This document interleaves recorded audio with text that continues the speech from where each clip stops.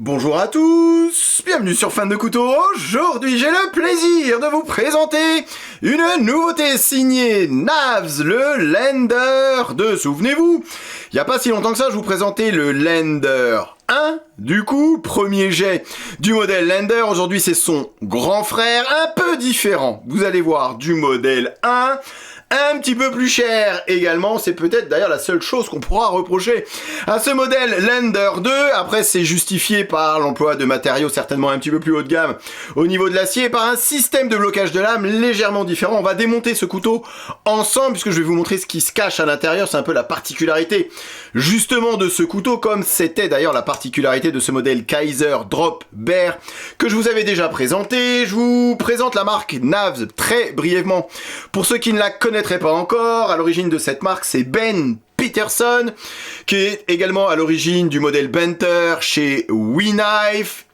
Personnage, garçon fort, sympathique, le gendre idéal, disons-le comme ça, qui a commencé par vendre des couteaux et qui aujourd'hui a créé donc sa propre marque et qui grandit grâce à vous, grâce à ceux qui achètent ses couteaux, puisqu'il a commencé comme c'est souvent le cas, hein, dans un garage avec un ordinateur et des cartons, et aujourd'hui il s'agrandit, et grâce au Lander 1, grâce à Kickstarter et à la campagne qu'il a lancée sur Kickstarter pour ce modèle Lander 2, il a la possibilité d'acheter un entrepôt dans lequel il va s'installer. Il a recruté 4 personnes, ils sont une dizaine aujourd'hui. Donc vous voyez, c'est une petite entreprise qui grandit, et ça c'est plutôt cool, hein, parce que je trouve que voilà, ça montre déjà qu'il y a de la place pour tout le monde dans ce monde du couteau, pour tous ceux en tout cas qui se retirent un peu les doigts et qui en veulent réellement, et des personnages sympas, parce que Ben c'est vraiment quelqu'un de très sympa. J'ai eu l'occasion, vous l'avez vu, de le rencontrer au SHOT Show l'année dernière, et c'est vrai que c'est une personne voilà très très souriante, très joviale, très sympathique, qui attire les gens autour de lui, et c'est aussi pour ça que j'ai le plaisir, et que c'est vraiment un plaisir aujourd'hui de vous présenter ce Lander 2, qui est un couteau finalement que j'aime beaucoup, même si esthétiquement parlant, j'avais d'ailleurs pu le dire lors de la vidéo du Lander 1, on n'est pas sur un couteau qui crée le buzz esthétiquement parlant. Vous voyez, il y a rien d'extraordinaire point de vue design sur ce modèle, comme sur le modèle 1 d'ailleurs. La différence qu'il va y avoir, hein, c'est la taille, vous l'avez bien remarqué, hein, par rapport au modèle 1 sur ce modèle 2, et puis 2-3 petites choses qui vont différer, mais c'est vrai que point de vue esthétique, en tout cas, point de vue design, c'est un couteau finalement tout ce qu'il y a de plus banal au niveau de l'ergonomie du manche, au niveau de cette forme de lame.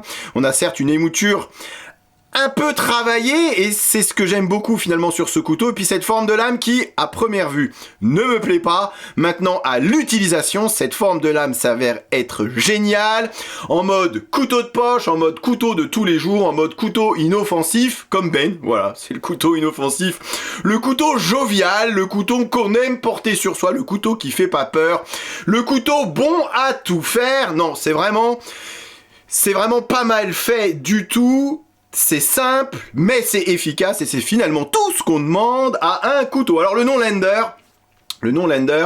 en anglais to land, atterrir, et c'est comme ça qu'il le présente lui-même, hein. Ben, c'est que le Lander 1, ce modèle du dessous, le petit frère, je vous donne les dimensions dans 2 petites secondes, mais c'est important de revenir un peu sur la genèse de ce couteau. Ça vient comme si c'était un peu l'image de la conquête de l'espace, la conquête de la Lune. Ici, c'est un peu Apollo 11, la première fois que Armstrong met le pied sur la Lune. Et celui-ci, c'est lui qui le dit, hein, c'est un peu le Apollo 12, donc la mission d'après. On recommence en fait en faisant mieux, en passant plus de temps sur la Lune, en corrigeant les petits défauts qu'il pouvait y avoir au départ. Donc c'est vraiment une évolution, en plus d'avoir été un petit peu agrandi, mais c'est vraiment une évolution du Lander 1, ce Lander 2. Ils ont corrigé 2-3 petites choses qui n'allaient pas sur le Lander 1, même si celui-ci, on reste toujours sur un excellent couteau. Alors, petit couteau, finalement, tout petit couteau, pour ceux qui aiment les petites lames, les petits couteaux, pourquoi pas, mais c'est vrai qu'à l'utilisation, polyvalence, encore une fois, je préfère largement ce Lander 2, puisqu'un poil plus grand et donc un poil plus capable, un poil plus polyvalent. Allez, quelques dimensions. Longueur totale sur ce Lander de 18,8 cm, donc on reste sous les 19 cm. Ici c'était 16,2 à titre de comparaison. La lame ici c'est 8,3 cm. Ici c'est 7 cm. Le poids, forcément un peu plus lourd. 85 grammes, et vous voyez ça reste tout vraiment très correct par rapport à la taille du couteau, 85 grammes. Ici, c'était 68 grammes, épaisseur 2,5 mm sur les deux couteaux. Comme je vous ai dit, on a cette émouture un petit peu particulière qui s'avère finalement, à l'utilisation, en tout cas, très capable, oui, mais aussi très performante. On a un tranchant qui est malgré tout relativement fin, sans être un tranchant extrêmement fin, comme ce qu'on peut voir sur des modèles CVV par exemple. Je trouve qu'on garde justement cette capacité de coupe qui nous permet d'avoir ce côté trancheur, ce côté lame fine, ce côté ouais, sur du saucisson, ça passe à merveille. Même sur le tuyau d'arrosage, on galère pas tant que ça, on n'est pas sur un tranchant trop épais. Maintenant, on garde suffisamment d'acier derrière le tranchant pour pas avoir un tranchant trop fragile non plus. Donc voilà, ce bon compromis encore une fois entre tranchant fin et tranchant pas trop épais. La différence qu'il va y avoir en plus de cette taille, c'est surtout au niveau de l'acier. Ici, on était sur du 14C28N et là, on passe, donc pas issu de la métallurgie des poudres, et là, on passe sur du S35VN, donc vraiment une amélioration au niveau de l'acier, au niveau de la tenue du tranchant. On rentre dans une autre dimension. Également, voilà, Apollo 11, Apollo 12, on passe next step, l'étape d'après, donc on passe sur un acier de l'espace avec ce S35VN, même si on est loin des derniers aciers de l'espace à la mode. On reste ici sur un manche en G10, ici c'était sur un manche en micarta, il existe deux versions de ce Lander 2 aujourd'hui, à l'heure où je fais la vidéo. D'ailleurs, aujourd'hui, 1er décembre, c'est la date de sortie officielle de ce couteau, donc c'est aussi pour ça que je vous fais la vidéo aujourd'hui. Donc il y a cette version full black, G10 noir et lame Stonewash noir, et il existe une version avec du G10 bleu et une lame satin, toujours avec ce S35VN. Comme sur le Lander 1, il a repris la même idée finalement sur le Lander 2, l'idée de ces plaquettes interchangeables, qu'on puisse acheter des paires de plaquettes supplémentaires pour pouvoir, en dévissant 4 vis, et je vous montre ça dans 2 petites secondes parce que je vais démonter ce couteau afin de régler la tension de ce Omega Spring. Je vous explique tout, ne vous inquiétez pas, mais on a la possibilité de changer les plaquettes, d'acheter des plaquettes supplémentaires pour changer un petit peu l'aspect extérieur de ce couteau, de son couteau. Donc c'est vrai que sans changer de couteau, on a l'impression finalement qu'on a changé de couteau en changeant les plaquettes. C'est vrai qu'il y a des plaquettes un peu kitsch parfois, mais il reste dans cette idée couteau de l'espace. Vous voyez, on a des plaquettes avec des astronautes, avec ce genre de choses. Et sur ce modèle Lander 2, vous avez la possibilité sur le site Knavs, je vous laisse encore une fois le lien dans la barre de description. Je remercie Ben de m'avoir envoyé ce couteau. Les choses sont claires, mais sur son site, vous avez la possibilité de charger un petit document avec les dimensions des plaquettes, et donc pourquoi pas vous, chez vous, vous fabriquez des plaquettes pour votre couteau. Vous n'avez pas besoin d'aller acheter des plaquettes supplémentaires, vous pouvez, grâce au petit lien et grâce au petit fichier à télécharger, avoir tout ce qu'il faut, toutes les données nécessaires pour vous, chez vous, vous fabriquer des plaquettes. Il le dit même, je trouve ça marrant, pourquoi pas les vendre aussi. Il y a vraiment la possibilité, voilà, il ferme pas la porte en disant c'est que pour vous, les vendez pas, non, ça va me faire de la concurrence, absolument pas. Vous pouvez vous façonner des plaquettes. Et c'est ça aussi l'idée qu'il y a derrière ce modèle Lander. C'était déjà le cas sur le Lander 1, c'est encore plus le cas sur ce Lander 2. La particularité, donc comme je vous ai dit, par rapport au Lander 1, je vais le laisser à côté, ce qui change, donc c'est la taille, forcément. C'est aussi, c'est plus fabriqué par QSP. Ces petits Lander 1 étaient fabriqués chez QSP. Aujourd'hui, ce Lander 2 est fabriqué chez Kizer, c'est pour ça que je vous ai ramené ce modèle Drop Bear. Et la particularité, c'est qu'au niveau du lock, ça change, puisqu'ici on est sur un liner lock, et là on passe sur un clutch lock, qui s'apparente à un axis lock. Mais la particularité de ce lock, et je vous l'avais d'ailleurs montré avec ce Drop Bear, c'est qu'on peut régler la tension de cet Omega Spring, vous savez, du petit ressort qui sert à actionner justement cet axis lock, à actionner ce lock. Alors, vous allez me dire, ouais, mais c'est Omega Spring, je vous montre ça à quoi ça ressemble. Bah, de toute façon, il y en a dans la boîte. Ce Omega Spring, c'est tellement fragile, sur tous les Benchmade, il a pété. Alors, justement, il le sait, dans la boîte, alors je vous ai même pas montré comment ça se présente, alors la boîte, il y a rien de ouf non plus, mais vous avez quand même malgré tout le plan du couteau, vous voyez, voilà, le couteau éclaté, et qui vous montre, voilà, les roulements à billes, comment il est foutu. Donc si jamais vous le démontez et vous avez un petit peu de galère à le remonter, vous pouvez toujours vous fier au petit plan qui est fourni avec, ça encore c'est plutôt pas mal. Et donc c'est Omega Spring, vous voyez, ça ressemble à ça, voilà, et je vous le montre dans 2 secondes puisque je vais le démonter, vous voyez, c'est ça, là, le Omega Spring. Et c'est vrai que si la tension est un petit peu trop forte, ça peut pété, donc vous inquiétez pas, vous avez une paire de rechange dans la boîte et vous avez en plus quelques vis supplémentaires puisqu'il le sait et on le sait certaines fois, la piètre qualité de ces vis chinoises, vous démontez 5 fois votre couteau et vous avez déjà baisé le fil, vous avez déjà baisé le pas de vis, pardon le fil, des formations professionnelles.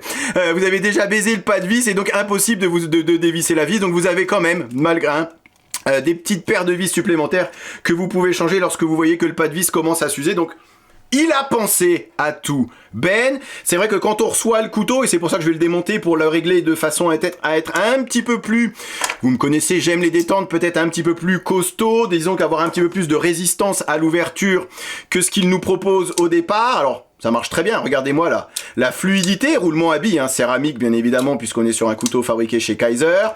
Donc ça marche très bien, mais on n'a pas, vous voyez, j'ai pas beaucoup de résistance à l'ouverture. Si je mets le petit coup de poignet, hop, la lame s'ouvre. Et donc on va pouvoir, et ça je trouve que c'est pas mal avec ce clutch lock, on va pouvoir régler justement la tension de cette Omega Spring. Donc pour démonter, c'est facile. J'adore ce petit tournevis signé Knavs également, pareil, tous les liens c'est dans la barre description, c'est génial, ça me fait penser un peu au spin, vous savez, je vous avais présenté une toupie comme ça qui tournait toute seule, non c'est vraiment, je pourrais faire ça toute la journée, j'adore la façon dont ça tourne, ouais, peu importe. Donc je vous ai déjà démonté le couteau histoire de gagner un petit peu de temps, 4 vis à démonter. Alors, je vous ai pas représenté le couteau Lander puisque je vous l'avais déjà fait lors de la présentation du Lander 1, on reste sur cette même qualité, que ça soit QSP ou Kizer. Ça se vaut, on va dire ça comme ça. On retrouve finalement tout ce qui a fait la force du Lander 1 dans ce modèle 2. Vous voyez ici le clip poche, deep carry, port très discret. Le petit retour qui est bien évidemment fondu à l'intérieur de la plaquette en G10. Ici à l'arrière, si vous êtes gaucher, vous allez changer le sens du clip et donc vous avez cette petite plaque ici qui va permettre de combler ce vilain trou. Donc ça aussi, c'est plutôt pas mal pensé. Et comme je vous ai dit, vous avez 4 vis à dévisser et la plaquette s'enlève, vous voyez, il n'y a rien de très compliqué. Si jamais vous êtes un peu bricolou, vous avez véritablement la possibilité chez vous de vous fabriquer des plaquettes en plus. Je vous le montre quand même, et vous avez ici, vous savez, des platines en acier inoxydable qui sont fondues à l'intérieur de cette plaquette en G10 et ça se voit ici, vous voyez, ils ont creusé la plaquette G10 afin que les platines puissent affleurer la plaquette. Ça aussi c'est un petit détail, ce qui n'était pas le cas d'ailleurs sur ce modèle Drop Bear où vous avez ici les platines qui dépassent des plaquettes. Allez, regardez à l'intérieur comment ça se passe. Ça se passe ici. Et là, vous voyez tout de suite, justement, comme j'ai dit, la possibilité de régler la tension de cette Omega Spring. Pardon, c'est un ressort, donc ce ressort Omega. Et donc ça, c'est quand on le reçoit, il est réglé de cette façon-là. Donc vous voyez, vous avez la possibilité, en le déplaçant ici vers la gauche, d'avoir un petit peu plus de tension sur le ressort, ce qui va permettre d'avoir une détente un petit peu plus dur. Donc je vais le faire en direct de ce côté là, je vous le montrerai pas de l'autre côté, mais c'est exactement la même manipulation et on verra après justement s'il y a vraiment un changement.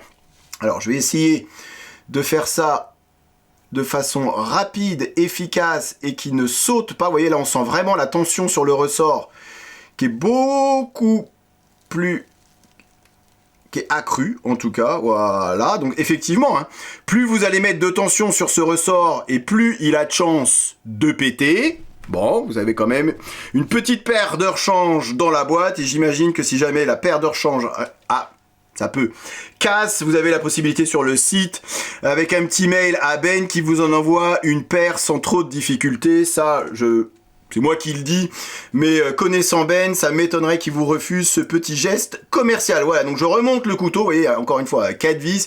Ici, on est sur ce torque 6, 6, 8, 8 au niveau du pivot.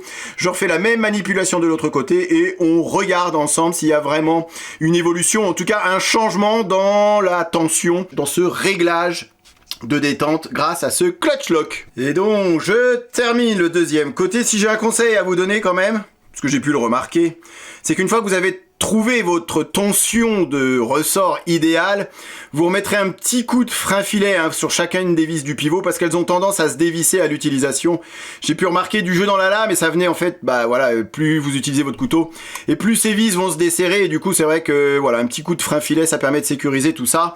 Donc je vous montre la lame, je l'ai même pas regardé mais on va regarder ça ensemble. La lame est parfaitement centrée comme au départ. C'est pas sorcier, vous avez 4 vis de chaque côté. Et là, effectivement, j'ai Alors, c'est pas du tout au tout non plus, hein, c'est pas le jour et la nuit. Mais c'est vrai qu'il y a un poil plus de résistance à l'ouverture. Ça demande un petit peu plus de précharge sur le pouce pour pouvoir ouvrir son couteau. Et c'est vrai que je préfère. Alors, je pense qu'on peut quand même... Ah, vous voyez, c'est pas aussi facilement. Ben voilà. Donc ça joue bien un petit peu sur cette tension de lock, même si je peux bien évidemment en y mettant un petit coup de poignet un petit peu plus costaud, ouvrir mon couteau en une seule fois. Mais c'est vrai que ça rajoute un peu de tension supplémentaire, on le sent, hein, bien évidemment à l'utilisation, et c'est vrai que moi, je préfère quand c'est comme ça. Vous avez ici un couteau un petit peu plus grand, un petit peu plus capable, c'est vrai, un petit peu plus confortable également par rapport et pour mes tailles de main, puisqu'un manche un petit peu plus grand. On garde toujours cette ergonomie assez neutre du manche qui est tout en courbure. Non, c'est vraiment très bien foutu. C'est vrai que le Lender 1 était sans doute un petit peu petit, un poil cure-dent pour certains d'entre vous, même si effectivement au niveau de l'emport et du poids, bah, c'est un peu plus léger et encore un peu plus discret que ce Lender 2. Maintenant, je pense que à choisir entre les deux, il vaut mieux opter pour ce Lender 2 qui s'avère, comme je viens de le dire, un petit peu plus capable, un peu plus utilitaire, un petit peu plus polyvalent. Je parle de la chose qui fâche, comme d'habitude, c'est le tarif, puisque le tarif double également.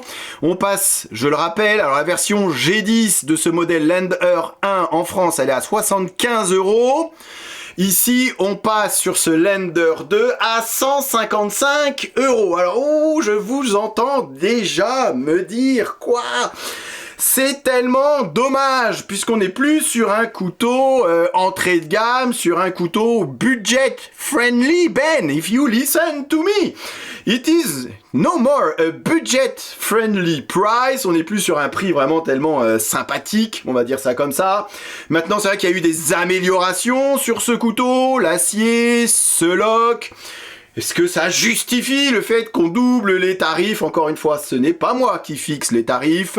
Je vous dis ce qu'il en est aujourd'hui, mais c'est vrai que je peux, voilà, en toute objectivité, en tout cas, trouver ça peut-être un petit peu dommage que le tarif s'envole. Oui, le S35 est un meilleur acier que le 14C28N, mais ça ne justifie pas tout non plus. On reste sur un couteau made in China, ce qui ne retire rien du tout sur la qualité du couteau. Merci Ben de nous proposer des couteaux bien pensés, bien foutus, des couteaux réfléchis, des couteaux pensés pour servir, des véritables utilitaires. Je vais m'arrêter là.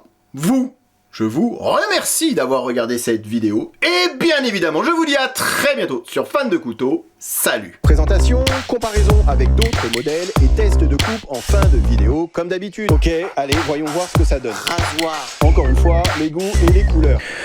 C'est simple et efficace. Je suis faible, j'achète. Il n'y en aura pas pour tout le monde.